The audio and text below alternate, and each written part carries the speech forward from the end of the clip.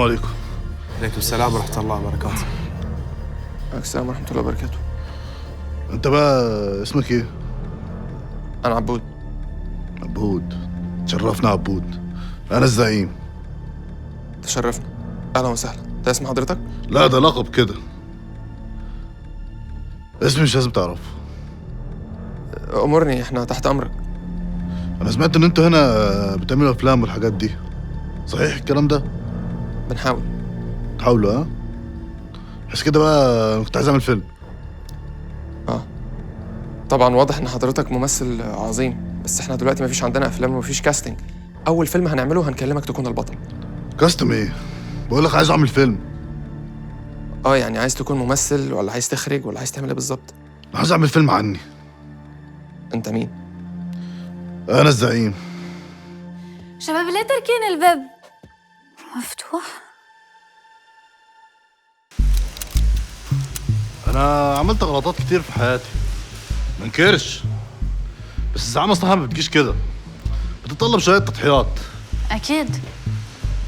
فانا عشان كده عاوزكم تعملوا فيلم يحبب الناس فيا، يوريهم ان الزعيم بيحبهم وبيخاف عليهم وبيدلعهم ويصحى للكلام، بالتالي ايه؟ هم يدلعوه. مفهوم؟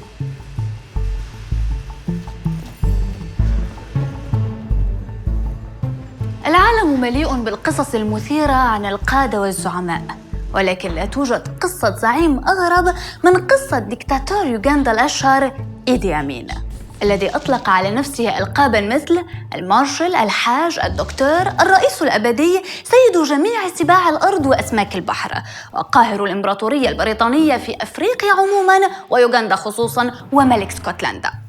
أنا ريتا خان، وهذا برنامج عن السينما. سنتحدث في هذه الحلقة عن أفلام غيرت مصير قادة ورؤساء.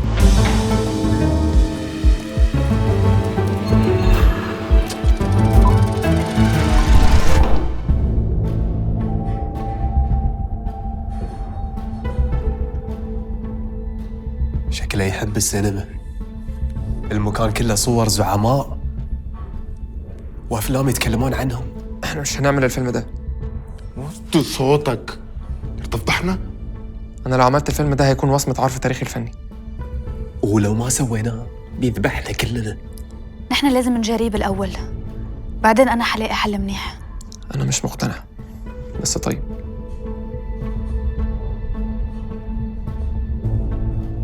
أعطى إيدي أمين نفسه الكثير من النياشين والأوسمة، ورويت عنه حكايات غريبة، مثل أنه كان يقفز داخل حمامات السباحة بزيه الرسمي بكل ما فيه من نياشين، وعرض ذات مرة على رئيس تنزانيا حل خلافاتهما عن طريق مباراة في الملاكمة. عيد أمين ده شخصية عظيمة فعلا. كملي يا أستاذة.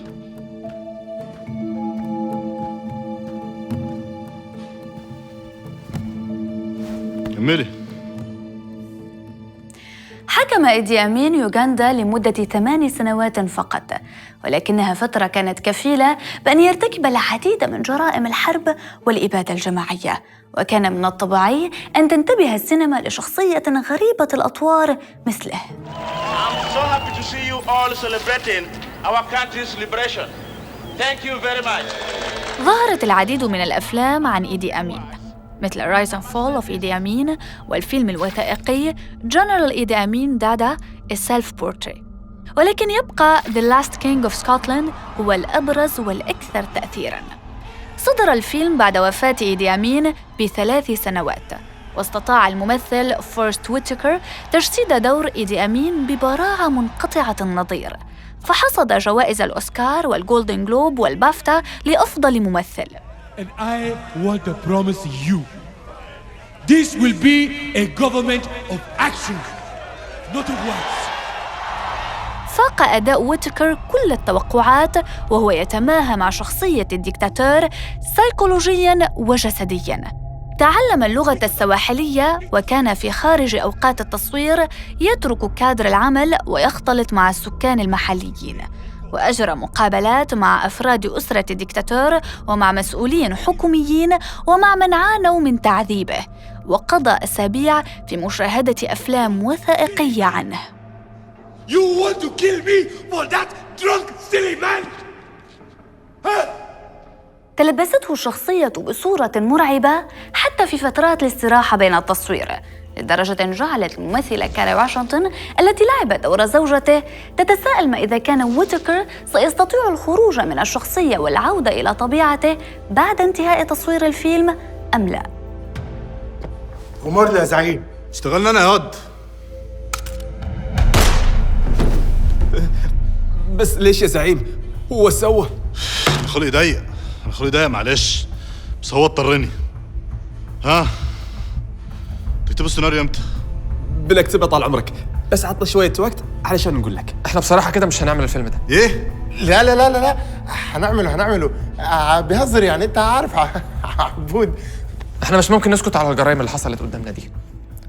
انت ظالم. ده مناضل يالا، مناضل يعني. جنسون مانديلا قاعد قدامي. جونسون؟ اي جونسون كمان. مهند، انت اللي اسمك مهند ده دراعي اليمين. هنروح انا وانت وهو سوا مكان كده.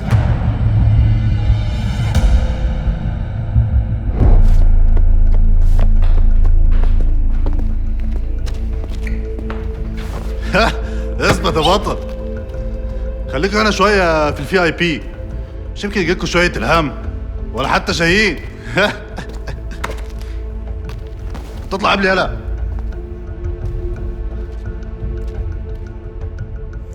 المفروض مهند ده هو اللي يكون الزعيم. يا عبود، مش بالشياكة، بالمخ.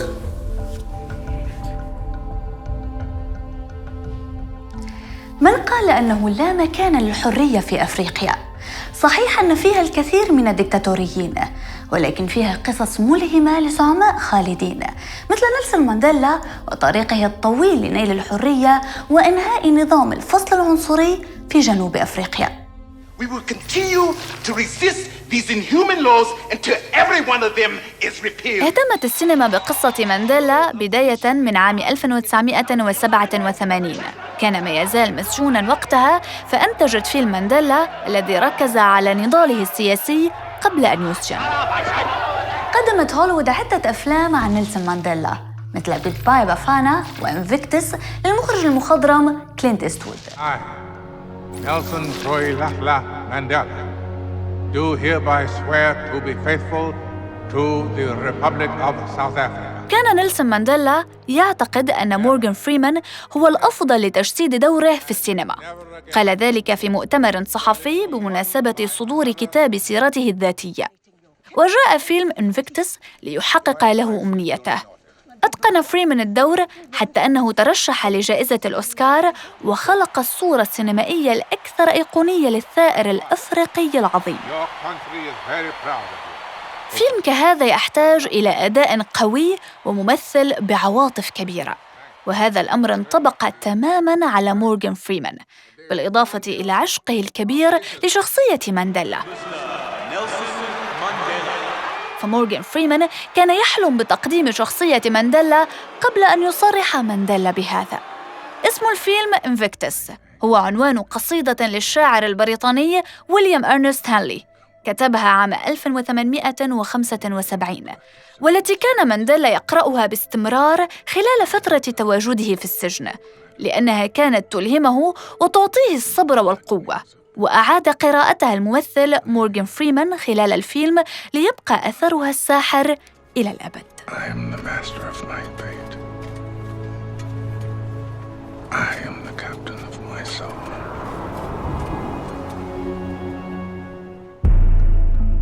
يعني احنا لو هنعمل فيلم عنه ده هنطلعه ازاي؟ ده قتل. نعمل مثل ما هوليوود بتعمل، منركز على إنسانيتهم ونتجاهل فضايحهم. كيف يعني؟ هوليوود قدمت حوالي 120 فيلم عن رؤساء أمريكا، كانت تبين دايماً صورة الرئيس بصورة البطل، رمز الأمة اللي بيغلب الصعوبات وبواجه التحديات. حتى لو كانت عنده فضيحة مثل نيكسون، ساعتها الموضوع بيختلف. هيدا قصدي، إنه نحن نركز على جوانب تانية ونتجاهل الفضيحة. بتعرفوا موضوع محتاج لشوية شرح.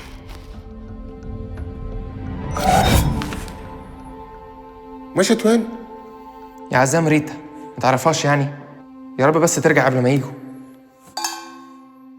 الرئيس ريتشارد نيكسون التصقت به فضيحة ووترغيت التي أطاحت به من الرئاسة عام 1972 عندما اعترف بتجسسه على خصومه السياسيين في الحزب الديمقراطي للتغلب عليهم في الانتخابات. أليس كذلك سيد الرئيس؟ I'm surprised by your question. Since we have an agreement, a contractual agreement, I believe, we would cover Watergate in our last taping session. سيد الرئيس اسمح لي، خليك من التعاود والاتفاق، أنا رح جاوب مكانك.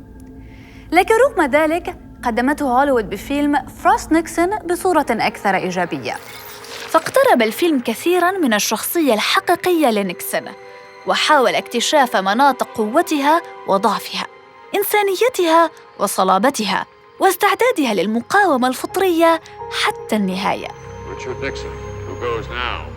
لم يركز على المشاكل التي سببها نيكسون أثناء حكمه ولا على فضيحة ووترغيت، وهو ما جعل الناس تتعاطف معه وتتهم الفيلم بأنه مصنوع لتلميع صورة الرئيس. حسناً سيد الرئيس، هل هناك ما تود أن تضيفه؟ Yeah.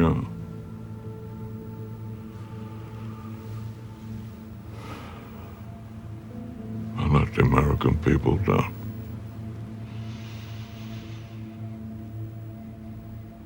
And I'm gonna have to carry that burden with me for the rest of my life. يرصد الفيلم بضع ساعات أمضاها نيكسون في الحديث للمرة الأولى منذ استقالته إلى المذيع ديفيد فروست في مقابلة تلفزيونية عام 1977. وكان نيكسون قد تحفظ عن الكلام لفترة طويلة لوسائل الإعلام المختلفة، والتزم الصمت إزاء كثير من الجدل الذي أثير حول فضيحة ووترغيت. وكان اختيار نيكسون الحديث بعد 3 سنوات من تقديم استقالته لافتاً للانتباه، خصوصاً مع مذيع برامج التوك شو بريطاني الجنسية فروست، ليحاوره متصوراً أنه يمكنه من خلال مواجهته العودة مرة أخرى إلى الأضواء. لكن المقابلة التي جمعتهما كانت سبباً في تغيير مسار ومستقبل كل منهما لما حوته من معلومات ومفاجآت ساخنة. شكراً سيد الرئيس.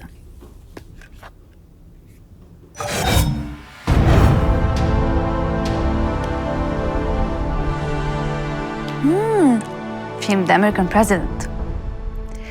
أما في التسعينيات فالرئيس بيل كلينتون ساعدته هوليوود للفوز بفترة رئاسية ثانية بعد الفضيحة التي لحقت به جراء علاقته غير الشرعية مع المتدربة في البيت الأبيض مونيكا لوينسكي. جاء فيلم The American President وأزاح الهم عن كلينتون من خلال إبراز إنجازات الرئيس الدبلوماسية ومحاولة التغطية قدر الإمكان على الفضيحة، حيث تمت صناعة الفيلم بالتعاون مع مستشاري كلينتون. قدم الفيلم الرئيس بأنه محبوب من شعبه وجماهيره، الأمر الذي مكنه من تمديد مكوثه في منصب الرئيس ل4 سنوات جديدة على الرغم من الفضيحة، وبهذا استعاد ثقة الشعب الأمريكي من جديد وكأن شيئاً لم يكن. رغم أن الفيلم لم يعلن صراحة أن شخصية الرئيس هي كلينتون، لكن كان الأمر واضحاً، فالتشابه كبير بينهما، فكلاهما ينتمي إلى الحزب الديمقراطي وكلاهما يحب الموسيقى. ولد الرئيس في الفيلم فتاة كانت بنفس عمر ابنة كلينتون.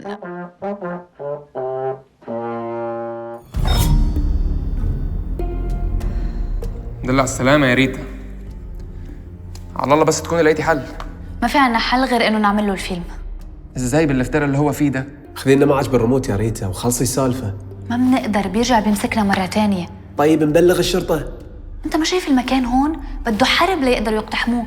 عامل زي منصور الحفني في فيلم الجزيرة بالضبط. أقول لكم حاجة، وجهة نظري الزول ده أكبر بكثير من إنه إحنا نحاربه. يعني هنعمل فيلم عن واحد مجرم ونلمعه؟ ايوه انا كده احبكم، علوكوا في راسكم، تعرفوا خلاصكم. احنا محتاجين شوية وقت عشان نخلص كتابة الفيلم. طبعا امال، انا اعرف ان الحاجات دي بتحتاج وقت، ما بتجيش كده. ساعة كويس؟ لا الساعة شنو؟ الساعة ده قليل جدا. ساعة. جيبوا لي اول نسخة ونبقى نعدل عليها براحتنا. نسخة؟ حضرتك انت لك في الافلام ها؟ تصدق وتؤمن بايه؟ انا لولا الزعامه والكلام ده كان زماني بقيت سينيورست. سينيورست؟ طب اتفضل انت واحنا ممكن نكمل. لا اتفضل، ايه انا قاعد معاكم هنا، مش يمكن تحتاجوا براند ستورمينج؟ زعيم بدنا رواق لنقدر نطلع شي حلو. بدنا رواق بس كده؟ تمر يا ست الكل. روح يا مهند ماشي العيال دي وتعالى، خلي الاساتذه يكتبوا يمخمخوا كده على رواق. كتر خيرك حبيبي. طبعا زي ما انتم شايفين المكان كله صور افلام وزعماء زملاء يعني.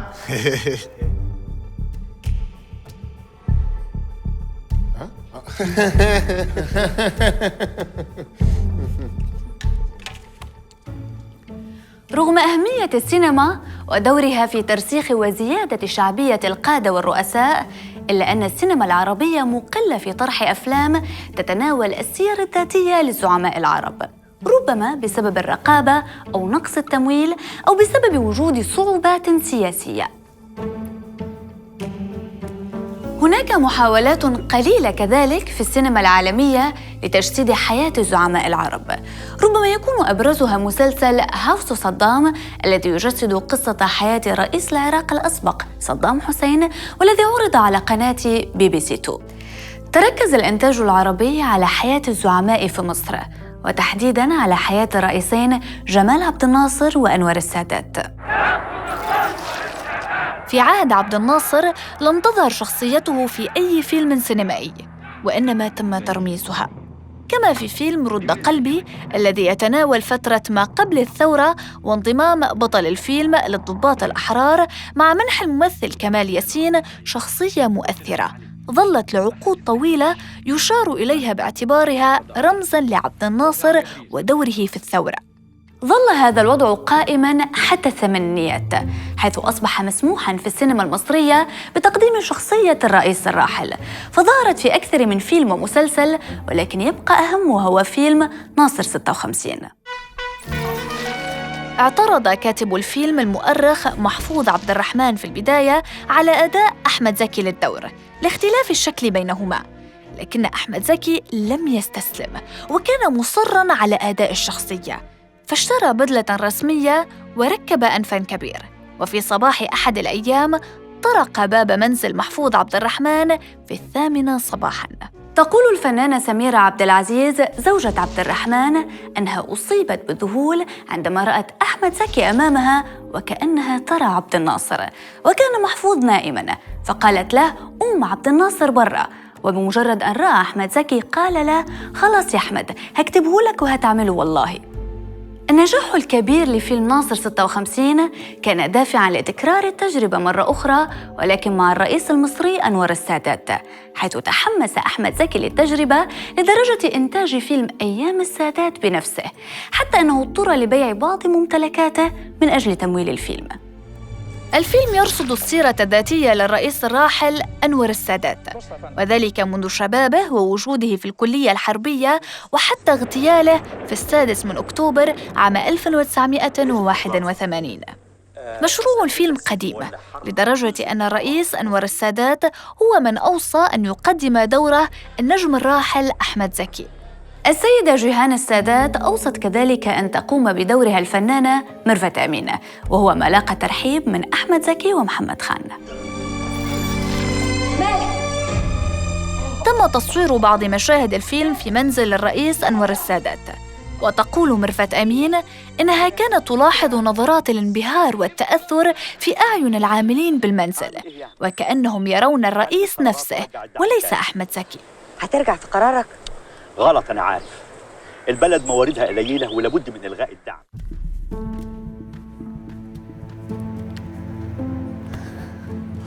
أنا كنت عاوز أقول حاجة كده. اتفضل. كغاوي سينما يعني، أنا أعرف إن المخرجين بيحبوا المشاهد تكون حقيقية. طيب أنا النهاردة بقى هحقق لكم حلمكم. هتمشينا؟ تمشي فين بس يا أستاذ عزام؟ ما تزعلنيش منك، أنتوا زهقتوا مني ولا إيه؟ أنا قصدي إن كل مشاهد القتل هتكون حقيقية. بس أنت عارف إنه المشهد بنعيده أكتر من مرة. عادي، كل مرة نجيب حد جديد ونقتله. بس يعني حضرتك ما تحس إن الناس ما راح تتعاطف وياك؟ ركز معايا بس يا أستاذ حسن، ما أنتوا هتصوريني وأنا بصلي وبستغفر وحاسس بالندم يعني، فالناس ساعتها هتعرف إن أنا بعمل كل ده عشان مصلحتهم وهيسامحوني. يسامحونك؟ طيب وتتوقع من يلعب دورك يعني؟ يلعب دور انا؟ ايه محدش يلعب دور الزعيم غير الزعيم. قصدنا يعني في الفيلم مين هيلعب دورك في الفيلم؟ في الفيلم وفي كل حته. ولا انا اول ولا اخر واحد اللي يعملها يعني. ما كام زعيم لعب دوره في الفيلم؟ ولا انا اقل منهم؟ لا ما في زوج قال حاجه، ساكتين احنا. لا انت شكلك بتقول ان انا اقل منهم. لا العفو. الزعيم عنده حق، في كتير زعماء شاركوا بأدوار بالسينما. حرام عليك يا ست.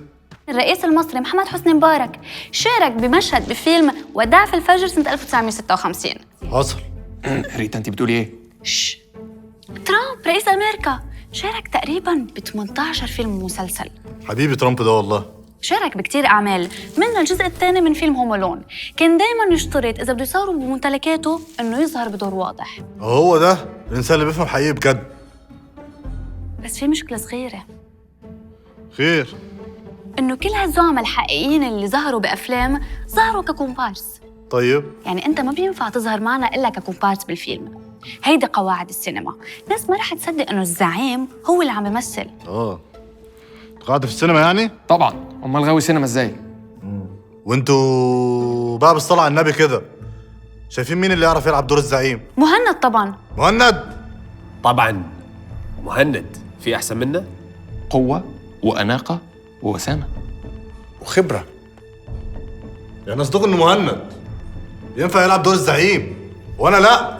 طبعا رح يكون نجم عالمي من أول فيلم. ومو بس جزء واحد، نسوي له اجزاء ثانيه وفرنشايز بعد. فرنش فرايز؟ اصلا المفروض هو اللي يكون الزعيم مش انت. انا مش عارف هو ليه ما خانكش لحد دلوقتي وقتلك. انت بتقول ايه؟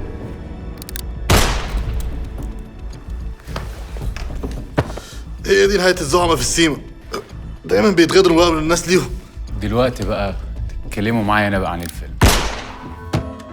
انت قد ما تعرفش انه الخاين حتى في السينما مصيره الموت. ايوه انا عارف، بس مش بسرعه كده، قلت اخد فرصتي.